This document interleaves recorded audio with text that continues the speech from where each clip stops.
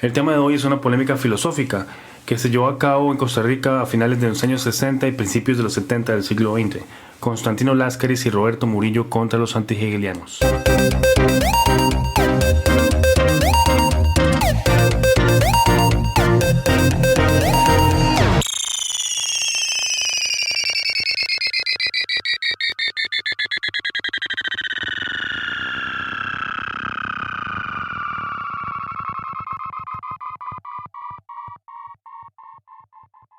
El que hace medio siglo pensadores de la comunidad filosófica costarricense debatieran en la prensa nacional es un hecho que de suyo merece toda nuestra consideración. Ello nos indica que la manida opinión pública no estaba por aquel entonces dominada exclusivamente por las discusiones típicas y cansinas que hoy en día constituyen casi la totalidad de las páginas de opinión, ocupadas por economistas, empresarios, periodistas, activistas y políticos. De forma que uno podría decir que la polémica de Constantino Láscaris y Roberto Murillo contra los antihegelianos, precisamente por su contexto periodístico, se antoja inusitada para los tiempos que corren. Vayamos a los hechos. En un breve texto publicado en la prensa el 2 de marzo de 1971, Hegel, Ciencia de la Lógica, Roberto Murillo ventila ante la opinión pública la oposición vehemente de un grupo de profesores contra un ciclo de conferencias organizado en ocasión del bicentenario de Hegel, quienes además opugnaban la publicación de un número monográfico para la revista de filosofía de la Universidad de Costa Rica, dedicado también al pensador alemán. Según los detractores, que permanecen sabiamente anónimos en el artículo de Marras, la actitud reverente hacia Hegel de aquel acto conmemorativo ameritaba justificación. Justificación, a saber, de parte de los organizadores, es decir, de los hegelianos costarricenses. Murillo achacaba esta extraña actitud a la opinión sobrado ligera y falta de responsabilidad intelectual, cito, de que Hegel era un charlatán. Aparte de montar una defensa de Hegel como pensador fundamental, Murillo realiza una apología del carácter existencial, no meramente formal, del pensamiento filosófico en general y de la lógica hegeliana en particular. Reitero que el solo hecho de que el asunto del debate gravitase en torno a la ciencia de la lógica hegeliana representa ya una rareza que, creo, todavía no podemos dimensionar a cabalidad. Tan solo tómese en cuenta que el suceso aconteció en la página 15 del diario La Nación. En el artículo Murillo no ahorra palabras críticas hacia aquella cofradía de indignados que querría ver a Hegel borrado de las historias de la filosofía y opinaba que, cito, un filósofo en sentido etimológico, es decir, un perpetuo estudiante, no puede erigirse en juez de todos los pensadores. Cierro la cita. No hay nada más absurdo que concebir la esfera del pensamiento como si fuese el juicio final. Por esta razón, el denuesto antihegeliano seguramente sirve de caso ejemplar del diálogo de sordos de las escuelas filosóficas, que no solo resulta tantas veces típico, sino también desafortunado, en tanto demuestra la imposibilidad del debate razonado y genuinamente fructífero entre los filósofos y las filósofas, lo cual indignamente los emplaza en la vecindad de los polemistas de las sectas dogmáticas, tan lejos de su pretensión de haber superado para siempre actitudes irracionales. Si hemos de identificar un momento puntual en la historia intelectual costarricense en que los filósofos dejaron ver sus filiaciones y se abalanzaron contra molinos de viento, habremos de otorgarle a esta polémica un lugar clave y fundante. La obligación que sintió Murillo para salir públicamente a defender a Hegel no se debió a que se identificase a sí mismo como hegeliano, algo que ciertamente no fue. Se trató, a no dudarlo, de un gesto parecido al de Constantino Láscaris, cuando escribió en la prensa en el año 1969 el artículo Los antihegelianos, para también montar una defensa de la importancia del pensamiento de Hegel y de paso resaltar, como Murillo, la inefectividad de los ataques formalistas a su pensamiento. La distancia temporal de ambos artículos, 1969 y 1971, nos indica que por aquellos años se fraguaba férreamente un juicio condenatorio contra Hegel, que tal vez se extendía más ampliamente a la mal llamada Continental Philosophy, la cómica caracterización por parte de los formalistas de inspiración anglosajona del pensamiento con contenido. También Láscaris se mostraba descreído respecto de la alaraca de los lógicos. Según su parecer, cito, una afirmación no en el plano lógico, sino en la realidad existente, engendra desde sí misma su propia negación frente a sí. Por ello, confesaba, nunca me he sentido hegeliano ni se me había ocurrido publicar sobre Hegel. Pero el principio de la afirmación de la negación por la afirmación de la afirmación se le antojaba con todo evidente y cotidiano. Ahora bien, a diferencia de Láscaris, Hegel sí aparece en varios lugares de la obra filosófica de Murillo, aunque siempre se adversa al pensador de Stuttgart por sus conclusiones de cierre y por resolver en última instancia lo que Murillo concibe paradójico. Sin conocer el pensamiento de Jacques Derrida, Murillo podría de igual forma sostener que la contradicción no ha de resolverse, pues se trata de algo que ninguna identidad, ninguna unidad, ninguna simplicidad originaria podría preceder, que ninguna dialéctica filosófica podría rehacer. En cualquier caso, cabe afirmar que ni Láscaris ni Murillo tenían vela en ese entierro y bien podrían haber dejado la cosa como estaba. Yo sostengo la opinión de que su caso es el de filósofos no hegelianos saliendo públicamente a la defensa de Hegel. ¿Para qué tomarse esa molestia?, cabría preguntar. ¿A quién se le ocurre defender a Hegel sin pertenecer a la tribu de los hegelianos? Una respuesta, me parece, podría ser la siguiente: a pensadores que furiosamente se apartan de la sectarización del pensamiento filosófico. Esta es la razón por la cual hay cierta indignación en su intervención apologética. No reprochan la divergencia de opiniones ni el debate de las ideas. Les indigna más bien la falacia descarada, la ignorancia que quiere hacerse pasar por crítica y la demostración ad oculos de la irracionalidad puesta en escena, precisamente en manos de aquellos que blanden la bandera de la lógica y del argumento bien construido. Se vieron obligados a defender a Hegel no por hegelianos, sino por filósofos que no podrían dejar ileso el criterio condenatorio de Hegel como perro muerto, que por cierto ya había motivado la arremetida del joven Marx contra los anti-hegelianos de su tiempo y su declaración de discípulo del gran pensador.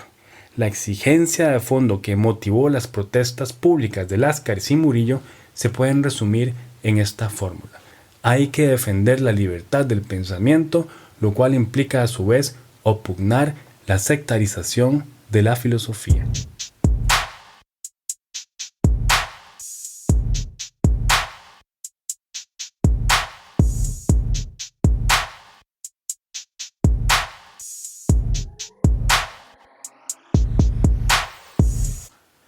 Si bien la encarnizada oposición a Hegel viene de muchos flancos, pues los enemigos del pensador suavo fueron legión ya durante su propia vida, el que un grupo de filósofos costarricenses lo denominen charlatán no es del todo original.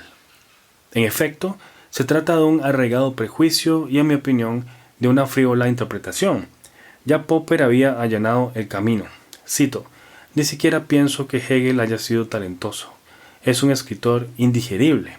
Su filosofía», seguimos con la cita, «es el principio de una nueva era controlada por la magia de las palabras altisonantes, por el poder de la jerga». Cierro la cita.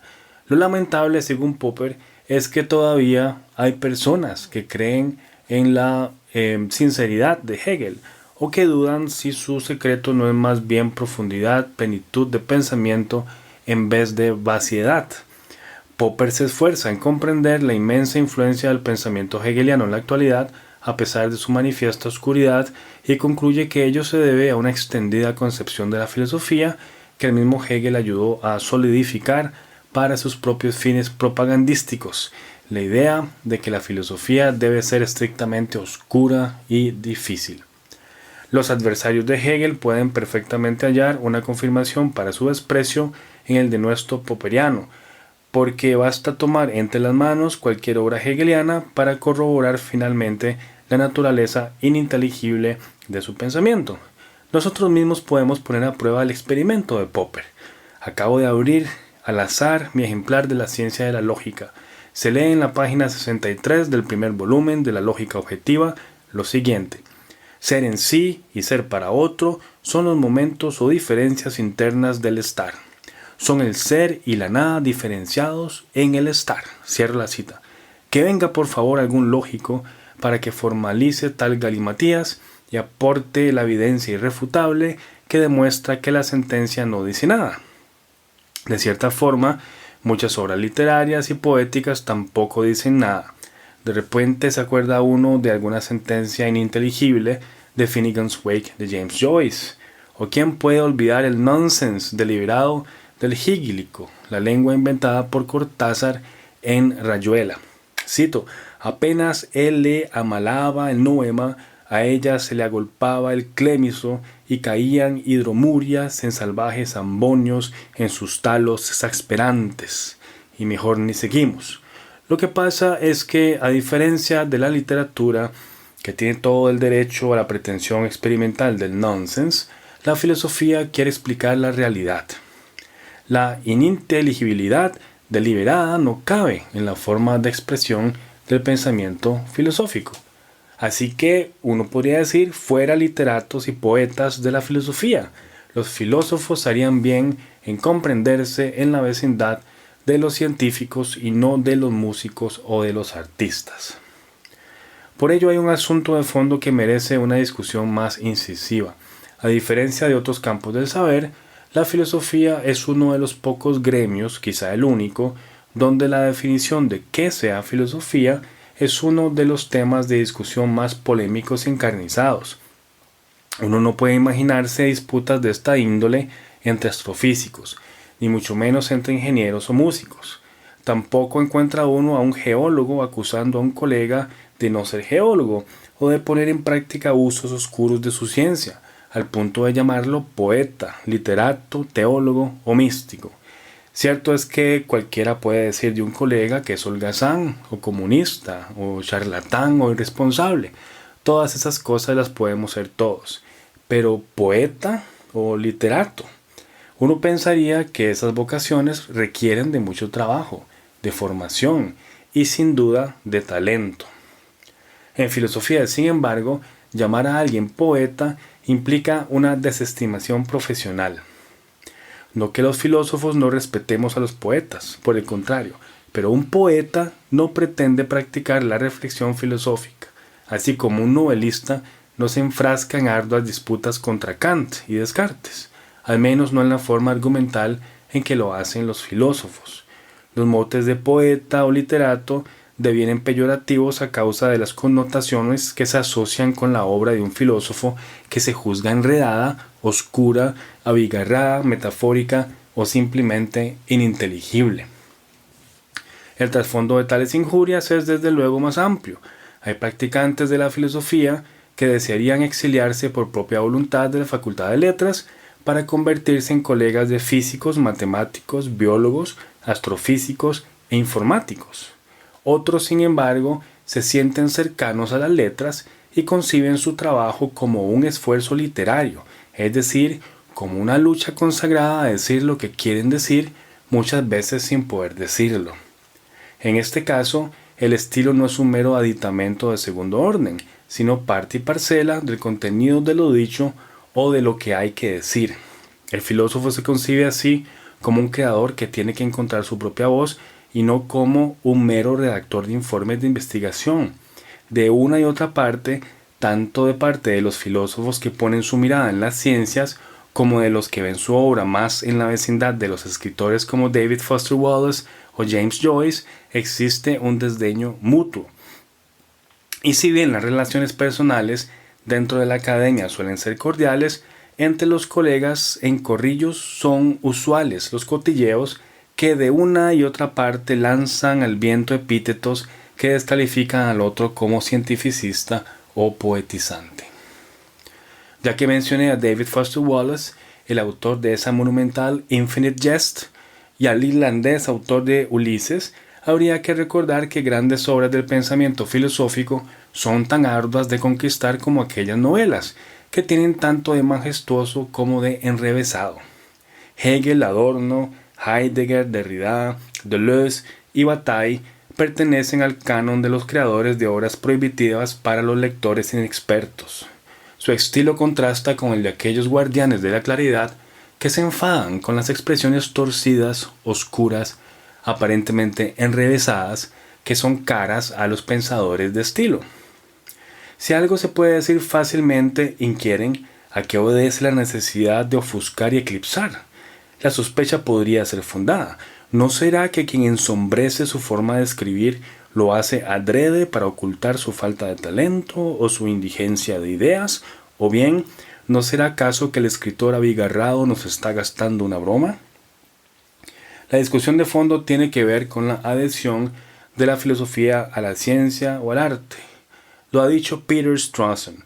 El tipo de reflexión que algunas veces puede conducir a una nueva perspectiva de la vida y de la experiencia y que pone en contigüidad a Milton con Heidegger no es la tarea de la filosofía científica.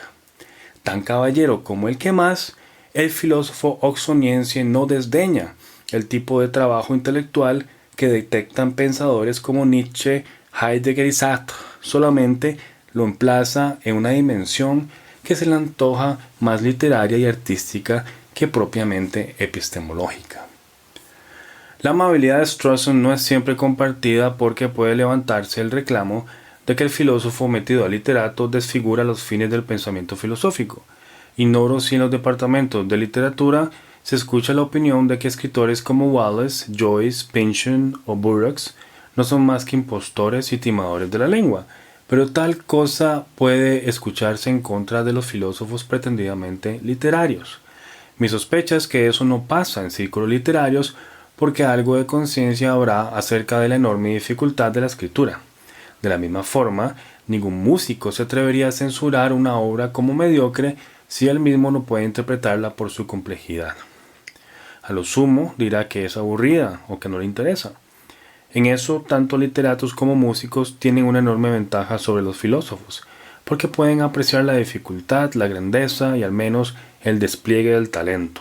Pero tal cosa puede deberse quizá a que en el mismo núcleo de la composición literaria y musical se encuentra la idea de la creación artística. La creación requiere genio, dominio técnico y la exploración de posibilidades inusitadas, y allí no domina la idea tiránica de la expresión plana, sin imaginación, estilísticamente empobrecida y comunicativamente indiferente. Los filósofos la tienen más fácil, por ello no es nada extraño escuchar opiniones vergonzosas, como que ciertos filósofos son payasos, con vocación por el sinsentido deliberado. Si fueran músicos, podríamos comprobar inmediatamente que los menospreciadores del pensamiento forjado a partir de un trabajo de escritura no entienden esas obras poéticas y literarias, porque en realidad carecen de la destreza técnica para interpretar las composiciones de sus denostados enemigos. Y si fueran novelistas, al menos se darían cuenta inmediatamente de que Hegel domina su oficio y que no solo redacta una sucesión de argumentos inválidos. Este vicio es extendido en los guardianes de los formalismos y en los vigilantes de la inferencia, que suelen desembarazarse de la comprensión de alguna obra compleja, arguyendo contradicciones lógicas de forma, oscuridad e irracionalismo. Se me agota la memoria para recordar cuántas veces he escuchado el alegato de que ciertos pensadores son poéticos, es decir, irracionales. Mi opinión en suma es que no es posible refutar una obra que no se comprende, y en muchísimo menor medida una obra que ni siquiera se ha leído. Este es precisamente el punto de Láscaris y de Murillo, y la sutil humorada de Láscaris, que llamó cosa obvia la lógica dialéctica, estaba también motivada por el mismo trasfondo crítico. En conclusión, me parece que, merced a su responsabilidad y seriedad intelectual, Láscaris y Murillo salieron airosos y engrandecidos de aquella escaramuza, y que, desde nuestro punto de vista actual, existen elementos de sobra para conceder que la suya fue verdaderamente una actitud filosófica que merece toda nuestra admiración. La de los antihegelianos, por el contrario, debe ser combatida con firmeza, pues su peligro ponzoñoso es tan recalcitrante hoy como hace medio siglo.